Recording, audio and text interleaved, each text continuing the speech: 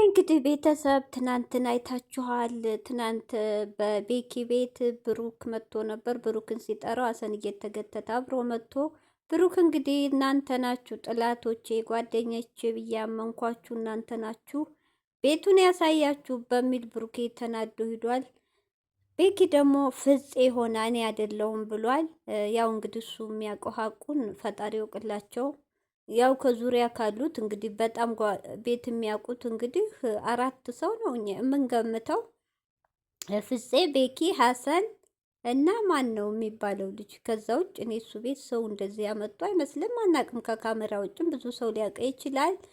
በዛ ተጨብሩኬም በህይወት ያትግቡ ተው። ሴት ያዩን ነገር ሳጨርስ ያዩን ሌላ ሴት ለምን ሲለው አያገባችሁም፣ እኔ ህፃን አይደለሁም፣ ህይወቴ መምራት ማቅ ሰው ነኝ፣ አውቄ ነው ያረኩት ሲል ብሩኬ መልስ ሰጥቷል።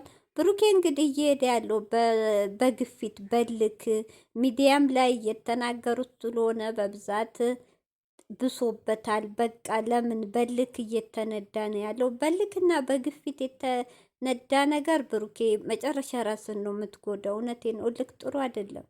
እልክ ውስጥ ገብተህ ነው አሁን የዛኔ በሶስና ፕራንክ ጊዜ ስትጣሉ የዛኔ በሃሚ እልክ ቡታጅራ ሂደህ በንዴት ባታገኛት እስካሁን እውነት ህይወት ያማረ ይሆን ነበር። እንደዚህ ህይወትም እንዲህ ህይወት ቁሽሽሽ ያለ አይሆንም ነበር። ወጥመድ ውስጥ አገባን ነበር። ይሄ ሁሉ ልክ ነው። አሁንም ደግሞ በሃሚ ልክ ሃሚ በተናገረችው አንተ አታስከብረኝም፣ እኔ የሚያስከብረኝ ወንድ ነው የምፈልገው። ያቺን ይዘህ በሁለተኛው ቀን ሌላ ሴት ይዘህ መጣ። ይሄ አይደለም ማስከበር ብሩኬ። ሃሚ ያለችው የሄደ የመጣው ሴት ጋር እየተለጠፍክ እየመጡት ሁላ ለሀጫዎቸውን እየተፉብኝ እያሰደብከኝ ነው። ያ ነው አታስከብረኝም ያለችው እንጂ ሌላ ወንድ አይደለህም አንተ ምናምን ምን አላለችም። አንተ ግን ብሩኬ እውነቴ ነው በልክ የምታረገው ነገር እኔ እንጃ። ወደ ራስ ተመለስ፣ ራስህን እንጂ ማንንም አትጎዳ። እንግዲህ እህቶቼ ዛሬ ደግሞ ያላብዛባችሁ በአቶ አሰን ደግሞ የእባብ አስመሳይ ማለት ነው። ትናንት አይታችኋል። ለሚዜ ትሆናላችሁ ያገባል እያለ ለብሩኬ ሲከራከር ነበር። እንግዲህ ፍፄ ደግሞ መጥቷል። ፍፄን የጠራው ምክንያት ቤኪ ባለው ነው። ቤኪ አንተ ፍፄ ነው ባለው። ፍፄ ደግሞ እንዴት ብሩኬ ደግሞ ከህይወት ያስወጣልኝ ሁለቱም፣ ፍፄም እዛ ቤት እንዳይደርስ ከህይወት ይውጡ ብሎ መልእክት ልኳል። ብሩኬ ደግሞ ራስህ አታናግርም እንደ ህፃን ልጅ ነህ እንደ ራስህ ፍፄ እንደ ፍፄ ብለህ እኔ እንደመሰለኝ ፍፄ ብሩኬ ይቅርታ እንደ አይነት ሰውም አይደለም።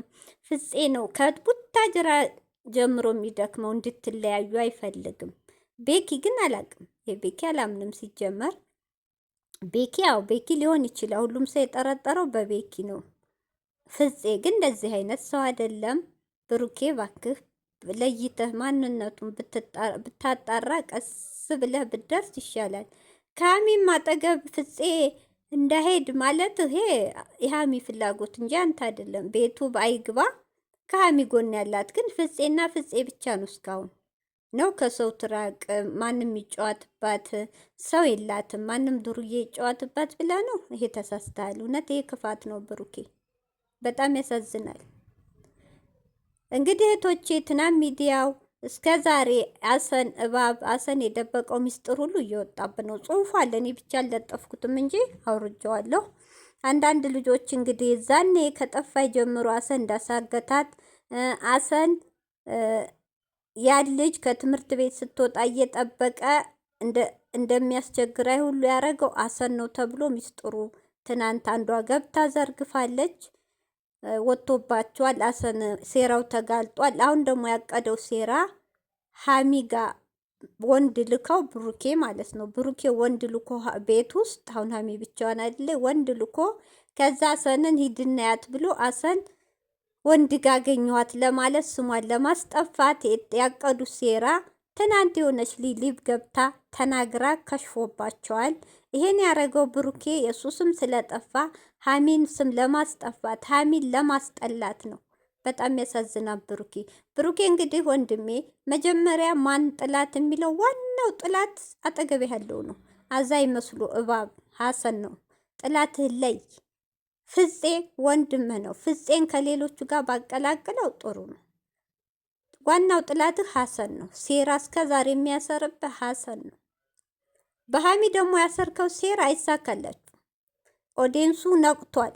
የፈለገችው ነው እንድታንጣ አንጠላትም ብለዋል። አንተ እኔ ስለተሰደብኩ ትሰደብ፣ እኔ ወንድ ይዛ መጣ ይሄው እኔ ምን ላድርግ? አንተ ሲጀመር ብሩኬ መጀመሪያ ለሀሚ ፍቅር የለም። ለሀሚ ፍቅር ቢኖርህ ስበብ አትፈልግም ነበር ከሷ ለመራቅ። ለምን?